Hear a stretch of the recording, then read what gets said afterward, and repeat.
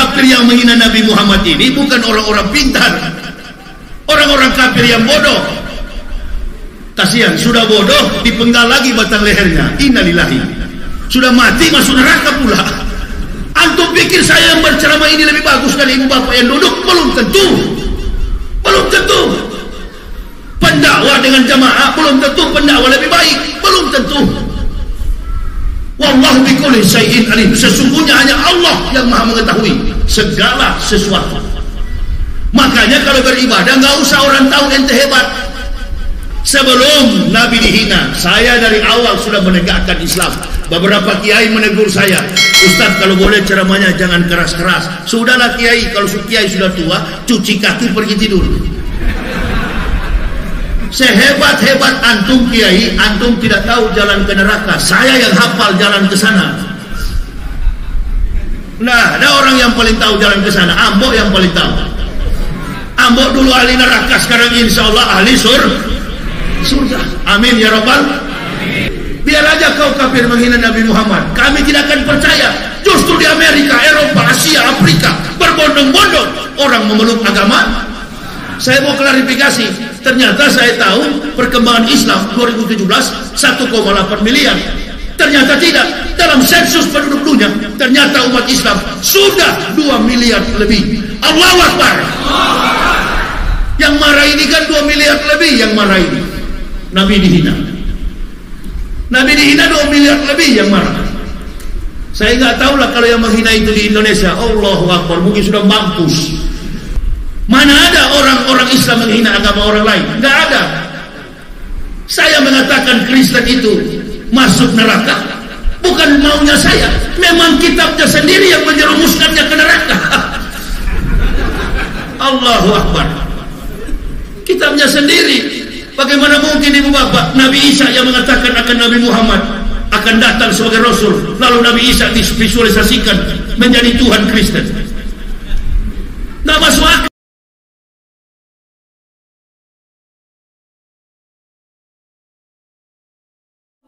Sebelum kita lanjut, jangan lupa like, comment, subscribe, dan nyalakan notifikasinya agar tidak ketinggalan info terbaru lainnya. Semoga bermanfaat.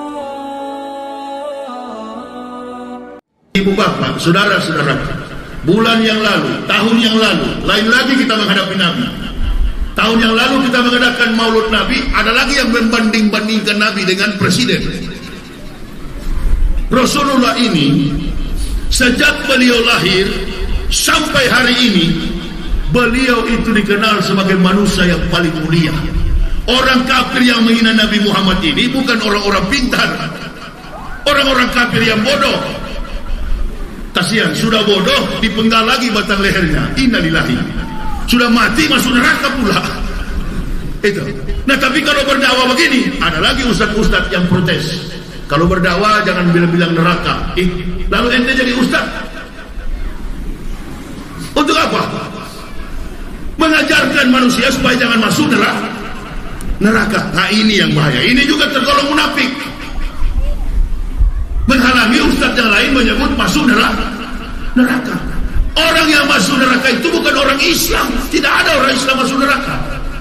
Jadi kalau ada ustaz datang berdakwah di sini lalu menuduh-nuduh umat Islam masuk neraka, itu juga salah satu golongan munafik. Itu. Tidak ada orang Islam yang masuk neraka. Mari kita lihat. Rasulullah katakan, barang siapa mengucapkan la ilaha illallah anna Muhammad Rasulullah, haramallahu naro alaihi, haram bagi mereka neraka. Jadi tidak ada orang Islam masuk neraka. Tadi saya mau ceramah di sini, dibisiki oleh Pak Imam. Ada ustaz, orang-orang yang bidah kafir, bikin maulud bidah, bikin Isra Mi'raj bidah. Nah, itu juga munafik semua, itu golongan munafik. Suka membidah-bidahkan sesama Antum pikir saya yang berceramah ini lebih bagus dari ibu bapak yang duduk? Belum tentu. Belum tentu. Pendakwah dengan jamaah belum tentu pendakwah lebih baik. Belum tentu. Wallahu bikulli syai'in alim. Sesungguhnya hanya Allah yang maha mengetahui segala sesuatu. Makanya kalau beribadah nggak usah orang tahu ente hebat. Tengah-tengah malam kemarin ada yang pesan begini sama saya, WA ke saya jam 2 malam. Tidak pakai salam langsung. Nah, saya kalau orang WA tidak pakai salam, saya paling benci sekali itu. Ya, jadi dia WA ke saya seperti orang kafir pakai WA, tidak pakai salam. Dia WA ke saya begini, saatnya tahajud. Mohon. Saya terus balas. Saya dari awal masuk Islam sampai sekarang nggak pernah menunjukkan ibadah kepada makhluk, karena saya takut pahalanya berasal dari makhluk. Tapi kalau saya berjihad membela Islam, saya harus diketahui oleh makhluk. Nah, itu yang dituntut untuk diketahui makhluk. Antum berjihad, makhluk harus tahu. Kalau makhluk sudah tahu, insya Allah, Allah pasti tahu. Tapi kalau antum beribadah makhluk tahu, Allah nggak mau tahu. Ini namanya riak. Mau menunjukkan bahwa dia ahli tahajud. Ini jamaah harus dikikis secara perlahan kalau betul-betul kita mencintai Allah dan Rasul. Saya kemana-mana setelah masuk Islam, tidak usah orang tahu apa yang saya lakukan dalam ibadah kepada Allah, tapi cukup orang tahu saya berani membela Islam. Itu nggak perlu menunggu orang lain dalam keadaan begini seperti saat ini. Sebelum Nabi dihina, saya dari awal sudah menegakkan Islam. Beberapa kiai menegur saya, Ustaz kalau boleh ceramahnya jangan keras-keras. Sudahlah kiai, kalau kiai sudah tua, cuci kaki pergi tidur. Sehebat-hebat antum kiai, antum tidak tahu jalan ke neraka. Saya yang hafal jalan ke sana. Nah, ada orang yang paling tahu jalan ke sana, Ambok yang paling tahu. Ambok dulu ahli neraka, sekarang insya Allah ahli surga. Amin ya rabbal. Walau ana ahlal kitabi amanu wa taqaw laghafarna anhum sayi'atihim wa la akalnahum jannatil 'ain. Sekiranya ahli-ahli kitab mau beriman bertakwa kepada kami, kata Allah, maka kami hapuskan kesalahan mereka dan menempatkan mereka pada surga-surga yang penuh kenikmatan. Jadi ahli kitab yang masuk Islam itu sudah dijanjikan oleh Al-Quran, bukan oleh NU, bukan oleh Muhammadiyah, bukan oleh Al-Wasliyah, bukan oleh Naqsabandiyah. Ada lagi satu yang suka mengacau itu, Rojak Wahabi. Tidak bangun masjid, tidak bantu semen, datang ke masjid-masjid seluruh Indonesia, mengacaukan, suka mencerai-beraikan umat Islam. Di giliran berjihad, di garis paling belakang. Minuman kalau ceramah, jus, mik sampai 50.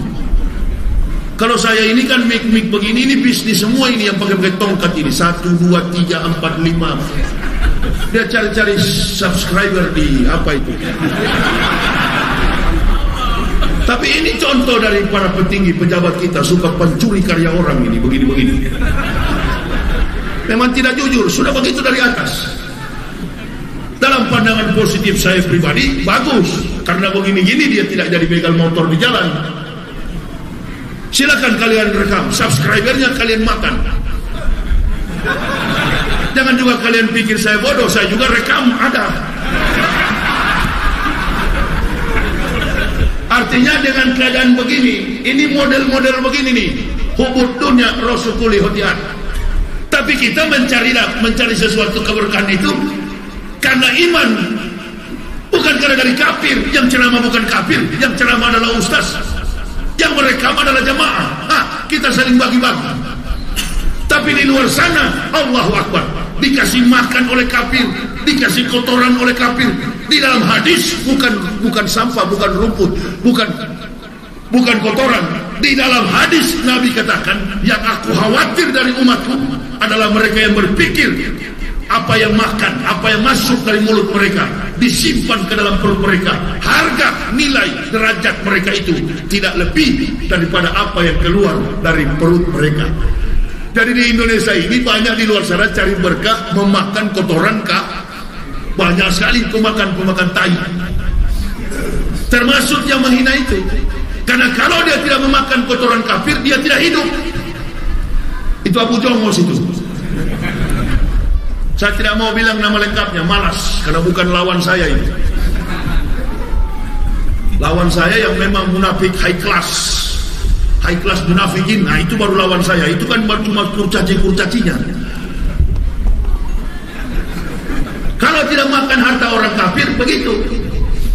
diancam-ancam dengan penyakit, diancam-ancam dengan virus. Innalillahi. Hei kawan, tanpa ente ancam, kalau virus mau datang, ma'asabah min musibatin illa bi'idnillah wa ma yu'min billahi yahdi qalbu wallahu bikulli syai'in alim. Tidak ada musibah menimpa kepada seseorang kecuali dengan izin Allah. Barang siapa yang beriman kepada Allah, maka Allah akan memberikan pengetahuan ke dalam hatinya. Sesungguhnya Allah Maha mengetahui segala sesuatu. Di dalam masjid begini gak ada virus. Ente berdekatan begini, kalau betul virus itu ada di dalam masjid, keluar mampus semua kita ini. Gak usah munafik mau bikin aturan. Tabligh akbar dilarang, pilkada gak dilarang. Ayo, bahkan virus mulai menyeruak di publik. Kabar tentang virus datang dari Cina, dari Wuhan, bukan dari Wuhan, dari Tuhan. Kenapa? Karena kemunafikan global manusia. Begitu virus mulai datang, pemerintah mengumumkan lockdown. Tapi ada satu opa-opa ini, disuruh masyarakat diam di rumah, bahkan bekerja work from home, bekerja dari rumah, physical distancing, social distance. Dia melarang masyarakat, tapi dia mondar-mandir ke sana kemari, bikin konser.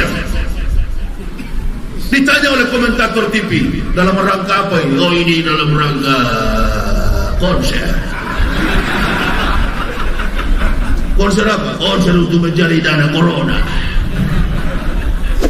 Siapa lagi kalau bukan dia kan? Rajal di samping Pak Jokowi. Rajal dulu seperti anak berdakwah, ulama. Ke sana. Yang menertibkan dunia bi'ilmi ulama. Yang menertibkan dunia ini ulama. Berulang-ulang saya katakan, saya bukan ulama, saya bukan ustaz, tapi dengan kehadiran kami mencoba untuk memakai ilmu para ulama. Demi apa? Menertibkan masyarakat. Qiwamud dunya bi arba'ati asas. Menertibkan dunia ini bergantung kepada ilmu para ulama. Yang kedua, bi adlil umara, adil yang pemerintah. Ini kan tidak adil. Orang beribadah dilarang, termasuk raja penakut itu yang di Mekah, Salman. Itu raja penakut. Sebenarnya Ka'bah itu nggak boleh di lockdown. Kenapa? Menurut Lawrence Edward Joseph, angkasawan Amerika, dia mengadakan penelitian di Ka'bah. Apa yang dia temukan? Beliau berkata, kita berhutang besar kepada umat Islam. Andai umat Islam tidak tawaf dan sholat 5 waktu, maka berhentilah putaran bumi ini. Karena superkonduktor yang berpusat di Hajar Aswad tidak lagi memancarkan gelombang elektromagnetik.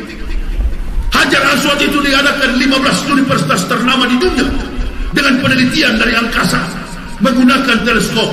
Hajar Aswad itu adalah batu meteor yang mengandung kadar logam 23.000 kali lebih tebal daripada baja yang ada. Ngapain di lockdown? Lepaskan saja. Ibu bapak pikir kalau memang virus ini bahaya, yakin saya, di Pekanbaru ini bukan cuma ratusan, sudah ribuan yang mati. Orang di pinggir-pinggir sana banyak mak-mak tidak pakai apa itu. Sudahlah kawan, di Pekanbaru ini baru minggu lalu saya nonton. Orang tidak COVID dianggap kopat-COVID. Sudahlah, karena satu lubang kan 250 juta di rumah sakit. Sudah, nggak usah bicara kopat-COVID ini sudah lama saya pidato. Ada di YouTube itu. Ini kan permainan yang manis tapi sayang ketahuan. Sudahlah, kalau penyakit mau datang, tuh anak saya kecil Ibnu Syawal, sembarang orang kami berdakwah keliling Indonesia, nggak ada kami kena. Setelah bicara mau pulang ke hotel.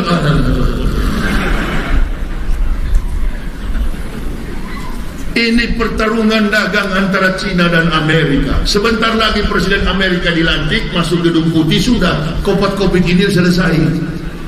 Sudah didebat di Indonesia Lawyers Club terkait dengan vaksinasi. Ribut, masyarakat terbelah.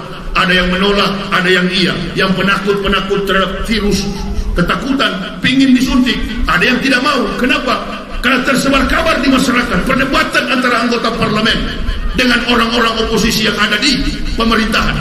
Mereka berdebat. Ada yang mengatakan ini vaksin mahal, ada yang mengatakan murah, bahkan berdebat mengenai harga vaksinasi. Nah, cara satu-satunya sebagai pendakwa untuk menertibkan, saya sarankan, ini kan direkam di YouTube, yang jadi contoh di vaksin pertama kali itu Joko Widodo dan Pak Maruf Amin. Betul apa betul, kawan? Allahu Akbar. Habis Pak Presiden dan Wapres, barulah menteri-menterinya. Ya. Supaya permainan ini adil, biadlil umat, adilnya pemerintah. Karena kalau tidak adil, Allah katakan istatun yakulu naro bisitati. Ada 6 golongan yang masuk neraka karena 6 perkara. Yang pertama, al-umara'u bil juri, penguasa pemerintah sewenang-wenang. Nah, kasih contoh di televisi, Pak Jokowi muncul di TV One. Ya. Assalamualaikum masyarakat, lihat ya, saya vaksin ya. Di Belgia, Swedia, ribuan orang mati, ada juga otaknya geger. Berhasil menolak. Makanya MUI, BPOM, Badan Pemeriksaan Obat Makanan, berangkat ke China untuk melihat di laboratorium terkait dengan pembuatan vaksin. Nah, pemerintah kasih contoh pertama kali, Pak Maruf dulu suntik. Kalau kejang-kejang jangan. Habis presiden dan wapres, menteri-menteri. Habis menteri-menteri, militer, tentara. Habis tentara, polisi. Habis polisi, baru Satpol PP. Setelah itu baru masa. Ini baru adil, kawan. Ini baru akhlak Nabi. Amanah, jujur, fatona, berbudi pekerti luhur. Kalau tidak begitu, masyarakat terpecah terus. Jadi ada manfaat. Kalau kita datang berdakwah seperti ini, jangan khawatir. Polisi, tentara tidak mampu mengatasi kebrutalan masyarakat. Yang mampu mengatasi kebrutalan masyarakat ini adalah pendakwah mubalik. Bukan mubalik yang pakai sorban. Mubalik yang biasa-biasa aja begini. Uas topi miring, kadang-kadang orang tidak tahu ini uas. Tapi otaknya memang betul-betul mubalik. Saya juga begitu, mantan kafir dimampukan oleh Allah bisa berdakwah. Ini orang yang mengaku mubalik internasional, lingkar sorban di kepala, masuk gereja, nyanyi lagu gereja, dibilang munafik, marah. Kalau boleh katanya, setelah Gus Nur ditangkap, tangkap juga Refli Harun dan Yahya Waloni. Hei munafik, kau tidak usah marah sama saya Yahya Waloni, kau atur aja di ring mana kita baku pukul.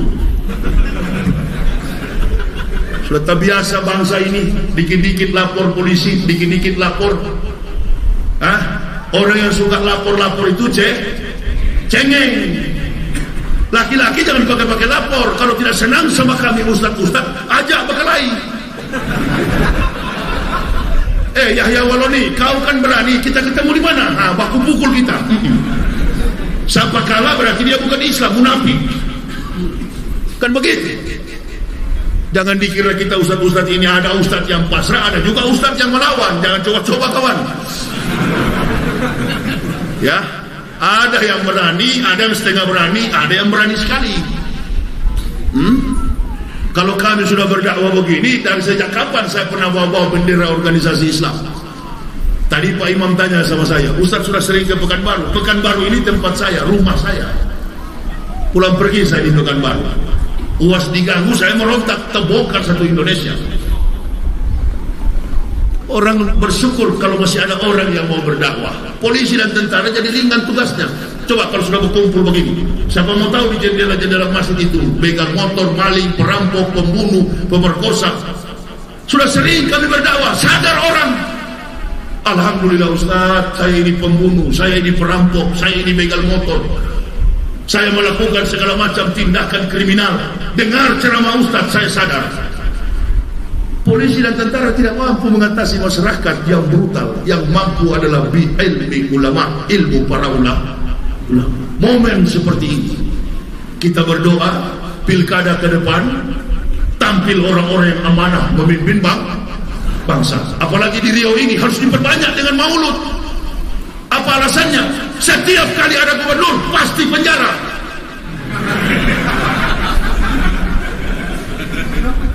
Nggak tahu gubernur siapa kau sekarang ini? Siapa lagi gubernur? Siapa lagi gubernur sekarang? Nah, kita berdoa jangan sampai dia kuliah lagi di pesantren.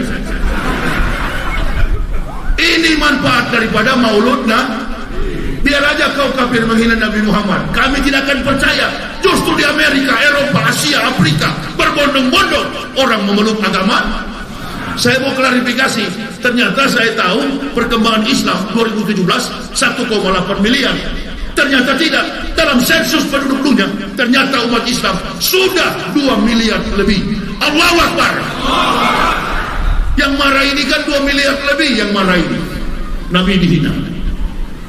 Nabi dihina 2 miliar lebih yang marah. Saya nggak tahu lah kalau yang menghina itu di Indonesia. Allahu Akbar, mungkin sudah mampus. Macron ini presiden yang bodoh, presiden yang terdoktrin oleh agamanya. Mana ada orang-orang Islam menghina agama orang lain? Nggak ada. Saya mengatakan Kristen itu masuk neraka, bukan maunya saya. Memang kitabnya sendiri yang menjerumuskannya ke neraka. Allahu Akbar. Kitabnya sendiri. Bagaimana mungkin ibu bapak Nabi Isa yang mengatakan akan Nabi Muhammad akan datang sebagai Rasul, lalu Nabi Isa divisualisasikan menjadi Tuhan Kristen? Nggak masuk akal. Nabi Isa ini Nabi yang dilahirkan tanpa hubungan biologis. Bu, beda dengan ente. Maryam melahirkan Isa tanpa persetubuhan dengan laki. Antum melahirkan anak, boleh begitu kira-kira? Boleh begitu? Tidak bisa, ente mesti dipompa dulu. Ada hubungan dengan suami, bergaul dengan suami, baru lahir. Isa tidak. Maryam pun kaget, perutnya sudah besar. Allahu Akbar. Karena malu di masyarakat, lari menghindar Maryam, pergi berteduh di bawah pelepah-pelepah kurma. Kristen rubah di berita acara. Kristen katakan Nabi Isa dilahirkan di kandang binatang. Innalillahi. Mana ada orang Yahudi bikin kandang pelihara kambing, beri-beri dan domba. Yahudi punya kambing, domba dan beri-beri, lembu, onta dan lain sebagainya. Mereka lepas di pada pasir pegunungan-pegunungan berbatu. Tidak ada bangun-bangun kandang. Kandang dari mana ini?